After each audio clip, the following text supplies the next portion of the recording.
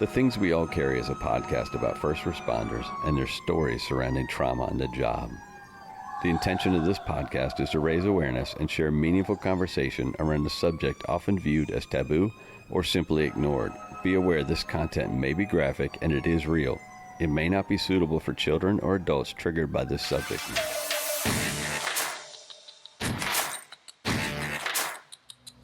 Well, here we are again, and once again, I have no idea what I'm going to say. And this time I'm going to do it outside, and where we end up as I take a walk and I kind of talk about this week's episode. Today I'm just releasing the second part of my interview with Alex from Emergency Resilience. And our talk was centered around ketamine. It was about her personal and her professional experience with ketamine and the do's and don'ts and the whys and why nots, and I don't know, just a little bit of a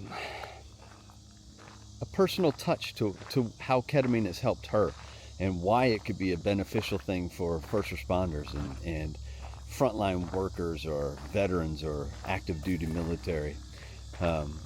Between ketamine and other psychedelics, I think they're a valuable tool, and they need to be investigated and used and utilized, not just used, utilized for a purpose.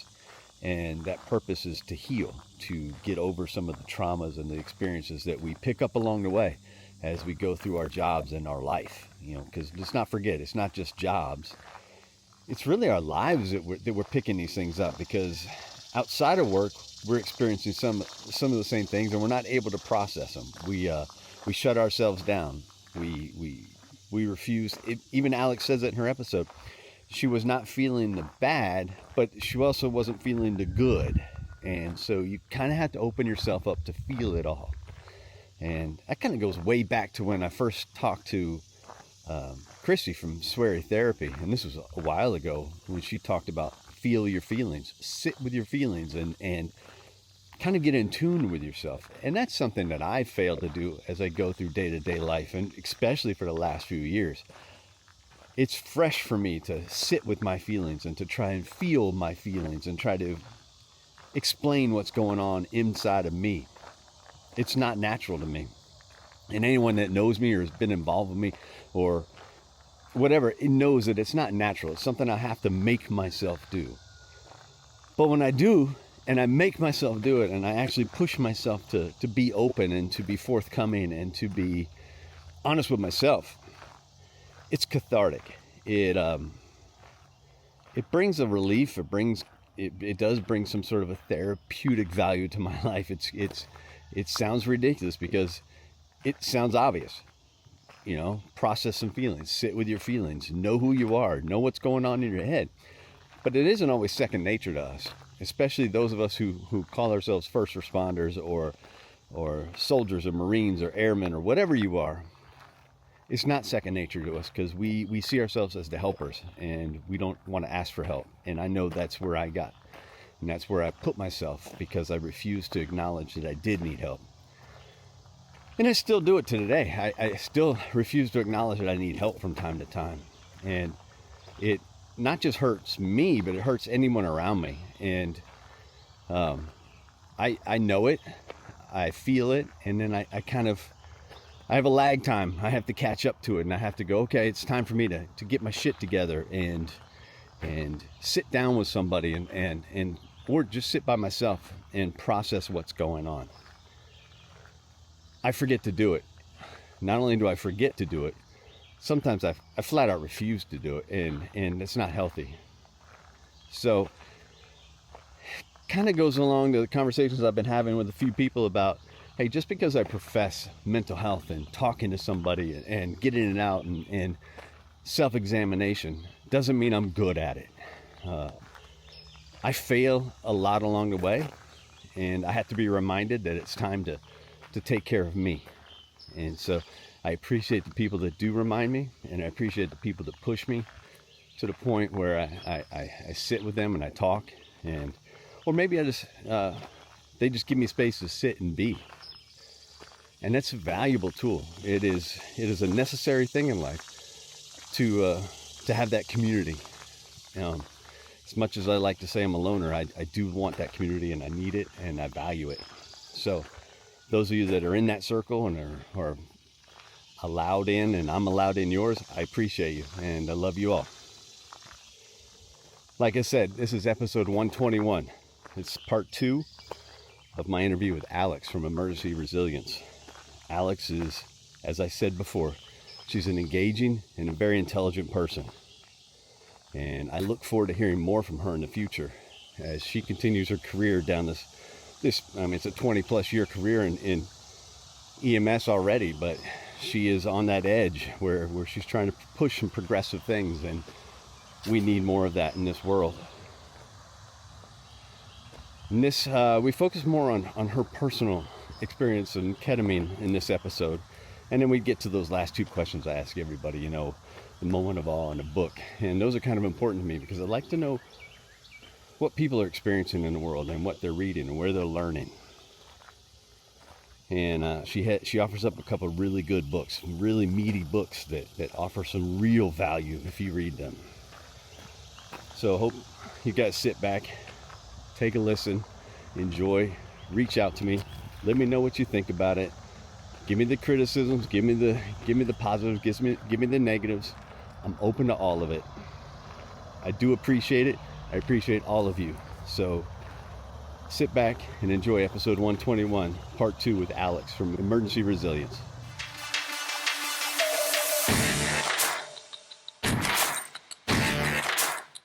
People aren't ready for it. My sister's one of them. There's so much blank tape in her psyche and not being able to recall certain events. And I'm like, therapy would help. She's like, nope, it's fine. Like, she just wants to keep it in Pandora's box. And that's why it's not for everybody. And if anyone says, oh, I want to, but I'm too scared, then it's not time yet. You'll Right. know when it's time. You'll know when you're fed up with your own bullshit and when you're tired of trying everything else. And you're like, you know what? The fear of what's unknown is less scary than the fear of where I'm headed. And you also have to make sure you do your research. You understand what you're getting into. You understand what the purpose and intention of this medicine is and what the risk is. There's always a risk with anything. And those are things that people have to go into. And having a medical clearance before you go into it is also part of the process. And the other thing I was going to say that I forgot about earlier was that ketamine, the unique thing about ketamine is that it works up to 72 hours after the infusion. Okay. So it's not just while you're in this delirious state, because, the ketamine, you could be in and out of a session within an hour and sober an hour after that. But the effect that it has on your brain in the 72 hours afterwards is really where I think the magic happens. So what I've learned to do is I protect those 72 hours like I'm still in therapy. I don't watch the news. I don't doom scroll social media.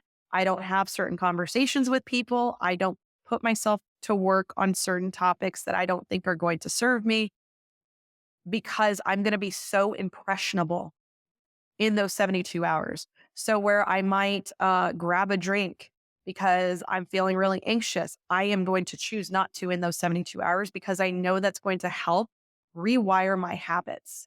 Yeah. And so I really protect that time and remind myself, this is my chance to make an impression on my subconscious because I am as primed as can be to influence it. And so being very mindful about the choices that I make, going to bed at a certain time, getting up and going to the gym if I'm normally not someone who does. So trying to really be the person I would love to be on a regular basis. And I just tell myself, just for these 3 days, if I can't do anything but just these 3 days, I know it's going to create a lasting effect. It's kind of, you're kind of, like you said, you're molding future behaviors at a time where you're impressionable. I didn't know it lasted for the 72 hours afterwards. So it's something to keep in mind for, especially for firefighters who are working, 24/48 or whatever. And so you got to open yourself up to a 72-hour window maybe, so you're not going to a 24-hour shift in the middle of that 72-hour window. Ideally, you don't want to. And this was a conversation I had with a physician that is really trying to advocate for ketamine to come to his fire department. And, he said, how long until after the infusion until they're ready, to go back to work? And I said, well, cognitively, they're sober within a couple hours. Right. But why would you want to go back to work immediately?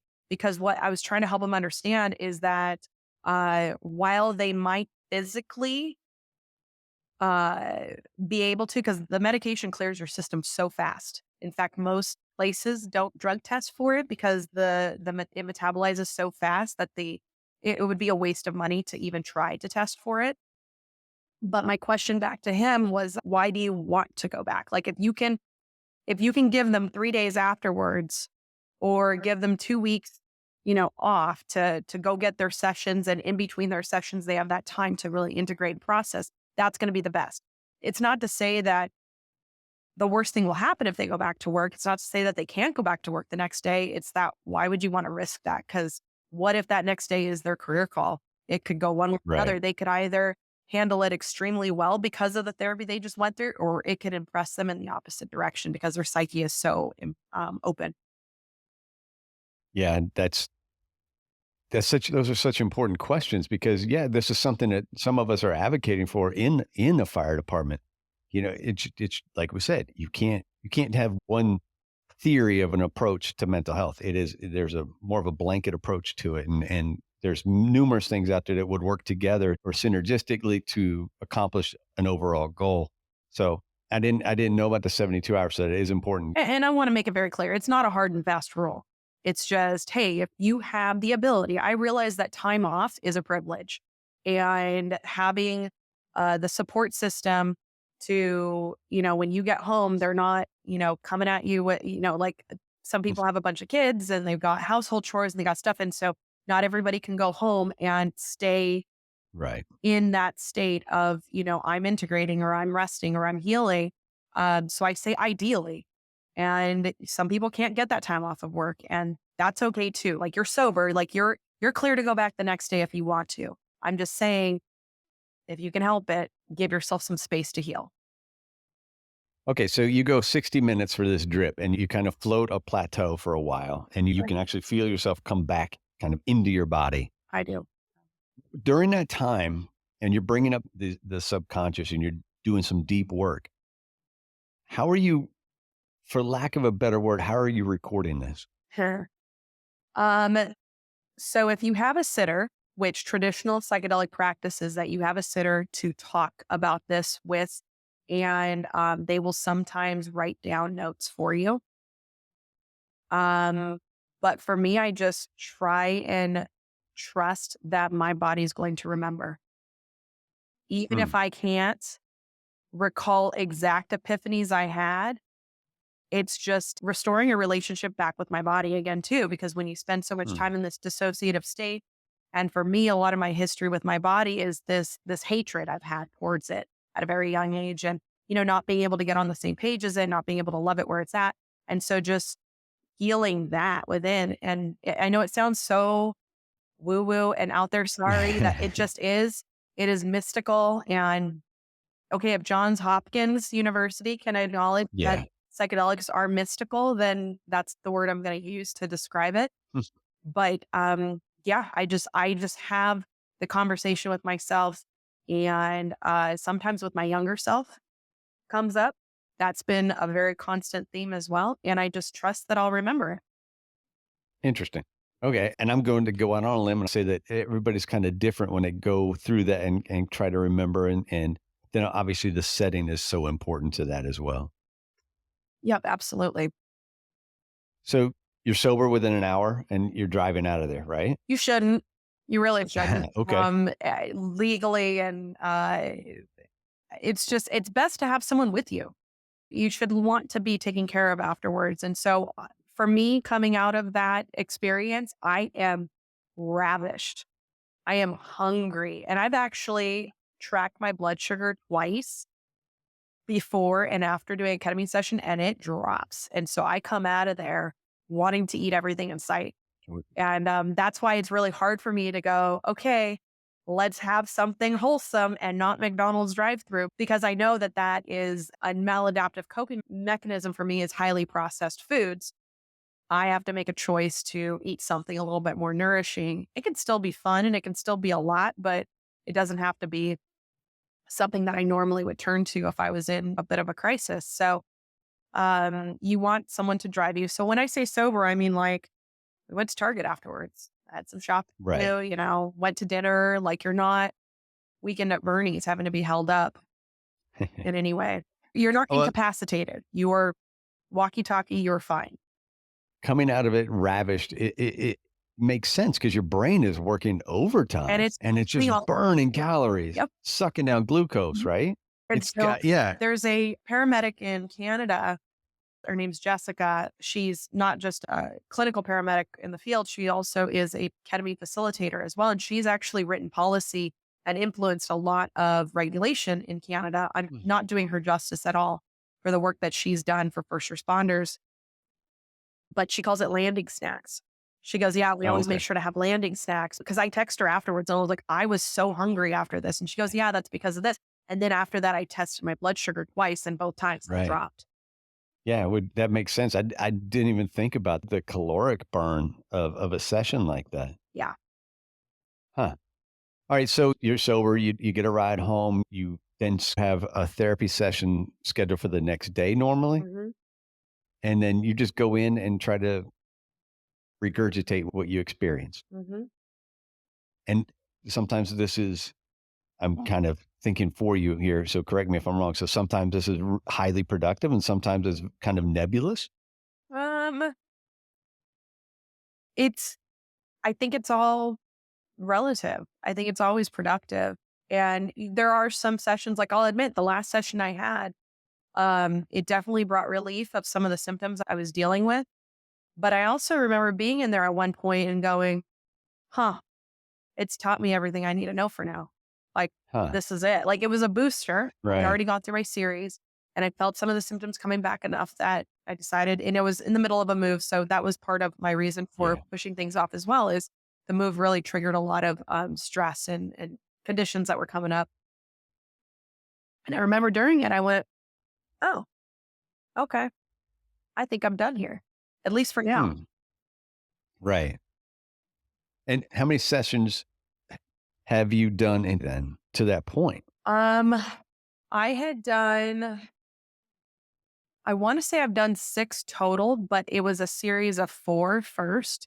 And then I had a booster in October and another booster about a month or so ago, maybe 6 weeks ago. I'm not really good with timelines, so I'd have to go back and check. Okay. The most common protocol is 6 sessions in 2 weeks. Okay, so that's why you're suggesting a 2-week period off for a first responder or anybody If basically. somebody is in an acute crisis, they are like actively struggling and need like I there's different spectrums of people that need, this stuff for different reasons, which is why that some of these clinicians can get creative with the protocols. The protocols are a guideline, they're a recommendation. And Right. so you're probably the other thing about ketamine to know is that they're almost synergistic, or they build off of one another. So my second session is even more effective because of my first session, and so forth and Gotcha. so forth. So if you do it in this 2-week period, you increase the effectiveness of the first one by doing, more after that. So, and then you can Makes come sense. back and do a booster if you need to. Whether or not I'll do another series again, I don't know. And that's the biggest downfall, is we have no idea how long these effects last. There's no long-term research to show that these effects will last in the long run, or if someone will need to continue to get, like, let's say, a booster every 3 months, and that can get costly. So Yeah. that is a downfall. I was willing to try it out anyways. So how do you go about getting into it? Do you have to have a doctor say, "Yeah, this is what you need to do," or a psychologist, psychiatrist tell you this is what you need to do, or is this something you can go knock on a door and go, "Hey, I would like to look into your services"? You do go and say, hey, I'd like to look into your services, but they'll do an evaluation. They'll find out what it is they're struggling with. They'll find out what your history is.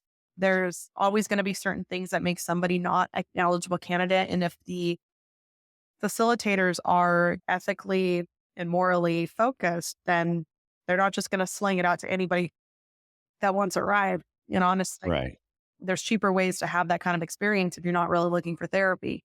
But yeah, there's a due process that goes into onboarding somebody and doing an evaluation and all that stuff. So it's not just you walk in and say, hey, I'd like a pedicure today. No, you have to actually go through and talk about it and make sure that they understand what the treatment will entail and have realistic expectations of the outcome.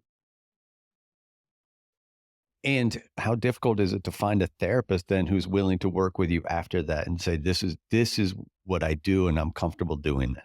I mean, I'd It say it's as has difficult as finding a therapist, period. so damn near impossible then. No, no. I'm It's just like kidding. yeah, and that can feel that way. And honestly, Right. there's some, there was I worked with a psychiatrist for a while, and when I went to her about wanting to do ketamine, she's like, "I don't know about it, but I'm going to look into it." And so she looked into it. And she just wanted to make sure that none of the medications I was on at the time were going to interfere with it, and that's something the Right. practice did as well. But you're going to have therapists that don't understand the medication, but that doesn't mean that they can't help you process what comes up as a result of it, because they do understand the psyche, they do understand the subconscious, they do understand trauma, they understand imagery, and they can help you kind of identify and explore the patterns and the things that come up as a result of it. And I think the one thing I don't know if were really clear about it. This treatment is legal in all 50 states. And I think that people balk at it because they don't think it's legal.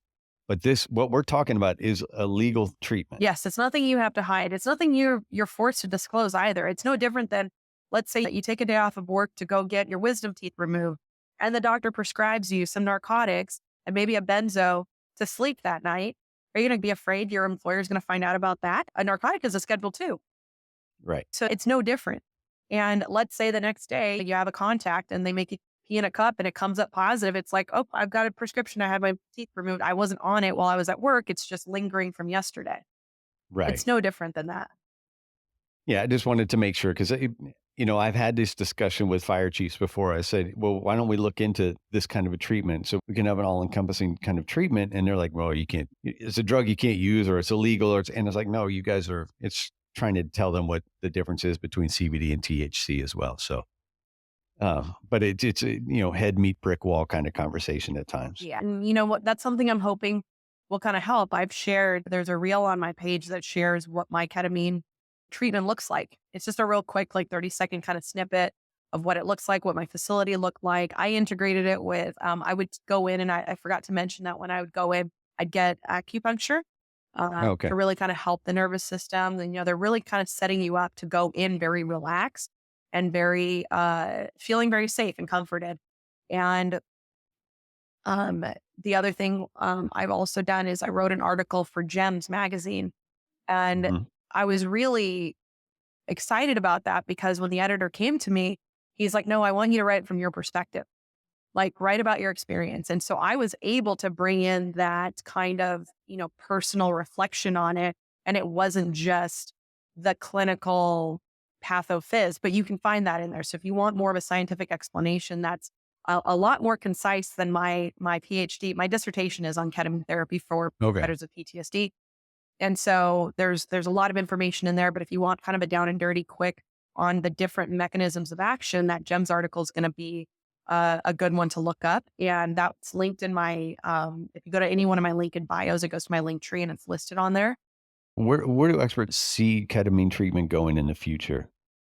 I think there's a lot of them that would love to see it included as a work, or in, what's the word I'm looking for? Basically, like, for example, Dr. Bronner's is a big company. They cover for the insurance that they offer for their full-time employees includes ketamine therapy. Yeah. So the idea and the goal would be that this would be no different than going to a doctor and saying, "Hey, I need an antidepressant. Hey, I Right. need whatever." And, some work-related coverages include obesity treatment. Some of them include chiropractor. Some of them include acupuncture. They would like that to be in the mix as an option. What are some conditions or some pre-existing conditions that would say don't do ketamine? Don't use it even for the therapeutic value or anything. I don't want to say specifically because I don't want anybody to hear this and like automatically rule themselves out, Right. before going in and doing it. I know uncontrolled hypertension is definitely a concern because ketamine can raise your blood pressure. And if you're going in already having a hypertensive crisis, Yeah. then they're not going to give it to you, right? So that doesn't necessarily mean you wouldn't be a candidate.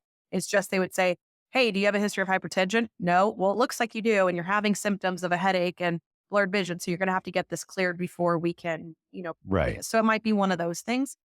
Um, and I would say anybody that hasn't taken the time to understand what it is, like we have to do our own research. We have to look into it. We have to understand that. And I would say anybody who's not willing to do this with an actual medical practice. Yeah. You can get your hands on ketamine in certain places. Okay. It's not a good idea to do by yourself at all. Like I know people who have reached out to me and said, "Hey, I got a hold of some mushrooms or I decided to go do ayahuasca and I had a psychotic break." And I'm like, "I bet you did. I'm so sorry that happened." And they were like, "I should have, done it with a guide. I should have done it X, Y, and Z." They just didn't go about it the appropriate way that, psychedelics have to be respected. Right. And if you're going into it because you're having a crisis and you're not really sure what you're doing and you take way more than you're supposed to, and you don't have someone there to kind of help you out and guide you through it if you're having a struggle, it could be more damaging than healing. That clinic is going to go through a list of stuff. They're going to go through your background. They're going to go through things you've done, the medications you're on. Everything is going to be done just to make sure that there's nothing there. So just visiting and checking it out, that's going to be taken care of. Yes, you have professionals, medical professionals that know exactly how different medications that you're already on may interact or interfere. And there's different protocols for what you can stay on, what you have to wean yourself off of, and what considerations you have to make going in. And like I said, I just don't want to be specific on it because of the fact that there are so many variables involved Right. that the best way is just I recommend a lot of people go to, there's a website called Ketamine Directory or Ketamine Clinic Okay. Directory, something like that. If you just Google Ketamine Directory, and it pops up a bunch of ketamine therapy places throughout the United States. It has a lot of different price ranges. I mean, you could find ketamine therapy for as low as $200 a session on a sliding scale for certain people that meet, financial limitations to some ridiculous prices in Los Angeles. Hmm. Do not pay $1,800 a session, please. And then, and so it gives people kind of an idea of different locations that it's available to them.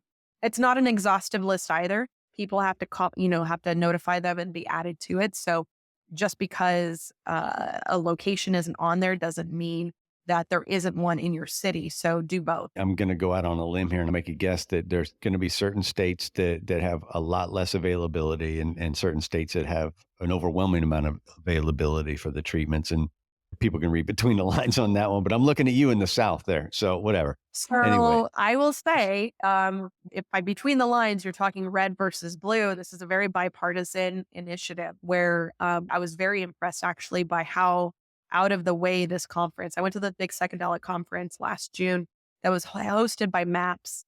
And MAPS, Mhm. the best way I describe MAPS for those who don't know who MAPS is, they're like the AHA of psychedelics. So Yes. are they problematic at times? Yes, but they're the leaders in funding research that has gotten us as far as we have with certain things. For example, they were spearheading the initiative and the things that had to happen to get MDMA, which is also known as ecstasy, FDA approved for the treatment of clinical Wow. depression. So they were behind all that. And these studies cost millions and millions of dollars and they take Yes. so long to do. This is something they've been in the works for years and years and years. So, anyways, at this conference, they had both Republican and Democratic governors come forward and talk about why this was important for our nation to move in that direction, particularly in healing veterans, in healing first responders. Florida has an abundance of ketamine therapy options as well. Hmm. Well, there you go. There's the Me. network of ketamine clinics that are coming together to run one of the largest longitude study on ketamine for first responders. And it's like a network of about 30 different clinics are coming together to try and identify exactly how many sessions does it take to get an effective result and how long does it last. So this is going to take several years to do. And they're going to take the data from all of these, clinics. I'm summarizing up poorly. I don't have exactly the exact details, but I know it's coming out of Florida. That's fantastic because this is something that I think just needs to be available to first responders, Yeah. veterans, anyone that's experiencing these repeated traumas and not having the opportunity. This is just that tool that could help put you to that edge. Yeah. And, the reason I brought up the GEMS article and the post that I made on my social media is because I think by talking about this openly and educating some of these powers that be at exactly what this is and why it's a good idea to have as an option, is going to really help. And so one of the things that I'm a part of right now is I'm a consultant for a ketamine retreat for women in EMS. And so a therapist came to me. She's a psychologist. She's been a psychologist, trauma informed, specializing in work with complex trauma for the last 30 some years. Came to me and said, I have a couple of donors that came to me with a substantial donation. We're talking six figures donation Nice. with an intention of having me host a ketamine retreat for a special population. And she wanted to help serve first responders. And in talking back and forth and going back and forth on it, she settled on she wants to work with women in EMS. And so we actually just announced it yesterday. The nonprofit organization that was formed as a result of these two donors that came forward and gave her the donation. The organization is called Wabi Sabi Circle, which means to embrace one's imperfection, find beauty in vulnerability, and cherish life's ever-changing journey. So that's kind of like the mission statement behind it. And the applications just opened up for women in EMS to apply to attend this retreat free of charge. So it's a 6-night, 7-day retreat, all inclusive, food, activities, therapy, the therapy leading up to it, the therapy afterwards to integrate it. I think they're doing up to 6 ketamine sessions while they're there. So it's going to be a very intense Wow. retreat. She would have loved to make it 2 weeks. And I was like, you're not going to get applicants for 2 weeks. Yeah. That's hard to get away for 2 weeks. It would probably cause more anxiety for people to have that downtime in Hmm. between. And yeah, I don't know. And so that was what she came to me about is she knew I had this ability to speak to my community on behalf of this because nobody knows who she is necessarily. A couple of people were like, who is this person? Like, are they some random that found you on the internet that wants to give ketamine to women? And I was like, no, like it's a very legitimate, Well, totally did. Like, and when he brought that up, I was like, man, you got a point actually. So I had to like remind people, I know her. I've known her for 10 years. I can vouch for her. I would right. trust her with any of my, first responder sisters out there. So, this is a really cool opportunity for these women to come forward. And there's only going to be 8, I believe, 8 to 10. I think it's 8 that will be selected. And it's not, we're hosting it in October. So once that's all done, I'll be writing a piece on that as well. And so to try and Nice. create more normalcy around this and see about creating the awareness that it takes for this to be even considered as an option. I always tell everyone, I just want it to be an available option for people to decide Yeah. with their clinicians if this is a good idea for them or not. About 4 years ago, roughly, Virginia made medical marijuana legal and then also recreational. There were protections for employees, state protections for employees. So if you had a medical card and you tested positive, you couldn't be punished for it. And our county attorney in the department I was working in said, we're not going to fire people for this. So we're going to have to figure out how to work with it. And so I remember the fire chief coming by that day and he said, well, you got what you wanted. We got marijuana. And I was like, Chief, I'm beyond marijuana. Let's talk psychedelics. And he's like, what the fuck? Are you never happy? I was like, no, this is what's truly going to help. We need to talk this now. And I've said it numerous times and numerous times I've been told, hey, just no, it's too early for psychedelics. And I said, no, it's not too early to talk ketamine, whatever it is. If it's a treatment that can benefit first responders, firefighters, cops, veterans, we need to use it. Yeah, it just needs to be an option. That's what I've always emphasized. A lot of people would think, I want everybody on it, and I don't. I don't think everybody's Yeah. ready for it, but I will advocate it, till the end of my life that it be an option for people and that they understand it. It's funny how that happens. Once you advocate for something, all of a sudden they think that that's what you think is the only thing you want people using. I know. That it is fine. Yeah. Like that's all right. I'll take it.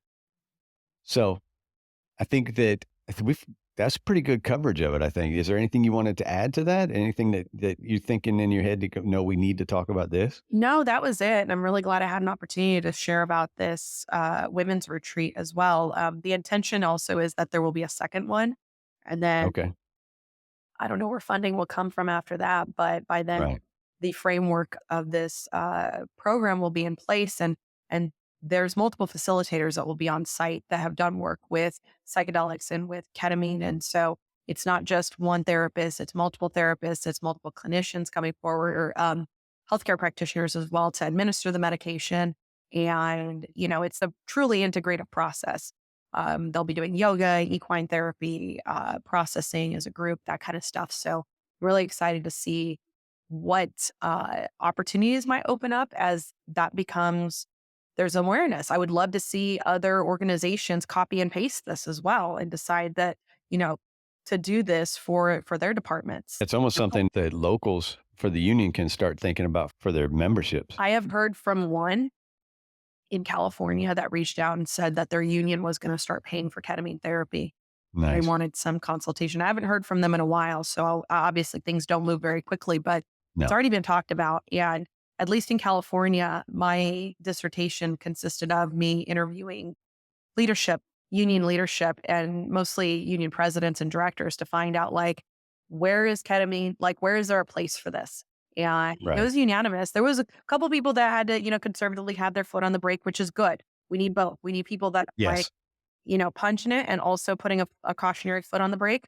But everybody was a yes. Like there was no reason that they could see that this isn't an option that should be available to at least firefighters. And I think I would love to see, I, I don't want to be a naysayer, but I would love to see private ambulances come forward as well. Interesting. Yeah, I didn't think about that. Yeah, it's all people deserve it. So let me pick your brain about my last two questions. Okay.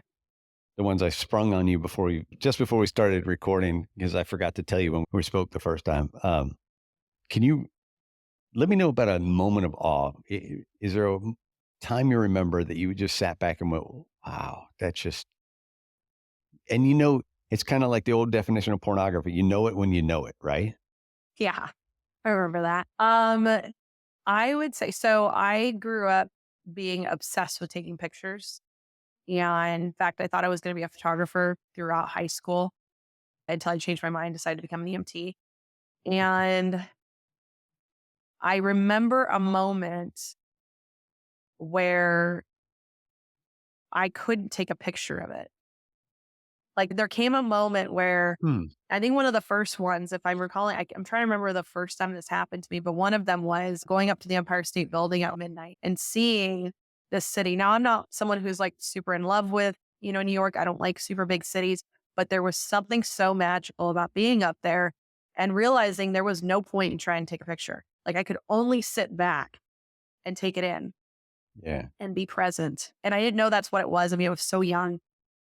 I was in my early 20s and I sought out to identify when those moments happen, that there's almost no point in trying to take a picture of it because it can't be captured on film. Yeah. Or, And yeah. today's day and age, that's all you see at these things. It was something like that, or concerts or whatever. People are viewing it through their cameras instead of just sitting back and viewing it and taking it in. And I get the reason why, and I've been that person too. I think there's a time and place for it, but because I think when we do that, it's because there's someone that's not with us that we want to share that experience with later. Or we Right. take a picture of it or we take a recording of it so we can then share it with them. Right. But there's an argument to be had about like being present and in the moment of who's there. And for me, I think anytime I have a moment that I go, wow, I can't take a picture of this, that's when I get to like experience that awe. I think that's a perfect definition of it too. I love it. I might hijack that for All right. future use. Yeah, go for it. All right. So, what about a book? What's a book you want to recommend for the audience? Gosh. Oh, okay. Just beyond point with our conversation is the book How to Change Your Mind by Michael Pollan. Yeah. Yeah. I referred to that quite a bit in my dissertation. Michael Pollan, and if you want to listen to it, I highly recommend it because Michael Pollan, he's an investigative journalist and he's so articulate. Like the way he tells the story is as Okay. artistic as the way he writes the stuff. And he talks a lot about the history. He talks a lot about legislation and the problems we've had in the past and some of the problematic characters that we've had in this space. He does a really good job at it. So, How to Change Your Mind by Michael Pollan. And then there's a really cool book that called The Secret of the Religion with No Name. I'm going to look it up just to be sure if I'm getting Hmm. that right. That one gets into like the Roman Empire and like how far back psychedelics actually go in our history. It goes so much further back than the 60s and the 70s and the counterculture movement and, that whole Interesting. era. It's called The Immortality Key, The Secret History of the Religion with No Name. Now, Awesome. The author of that, if you look him up, he's just like Michael Pollan. He has been on a lot of podcasts. So if you don't feel like listening to the book, that's a pretty beefy book. The podcasts that he's been on have done pretty good justice to talking about just the roots, the original histories of where psychedelics really played a role in some of our ancient societies. It's really cool. Awesome. I like it. Both those books I've heard of, because once you said Immortality Key, it struck a chord, but I haven't read them. So I put them on the list, and then I'll attach them in the show notes when the show's released. Awesome. Well, listen, thank you very much. I appreciate the conversation. Yeah, absolutely. Thanks for having me on. And sorry to your listeners about my cold. Well, they're not even going to hear it because I think you're the most adept at hitting the mute button than any guest I've ever had, like you just did now. Perfect. Yeah, I'm glad they didn't hear me coughing. Thank you very much. Go enjoy the rest of your day out there, and I look forward to hearing more from you. All right, Thank you. appreciate your time. Thanks. All right, take care. Thanks for listening to another episode of The Things We All Carry. Head over to the website, thethingsweallcarry.com, for show notes, resources, and to sign up for the newsletter. Until next week, take care of yourselves and remember to check in on each other.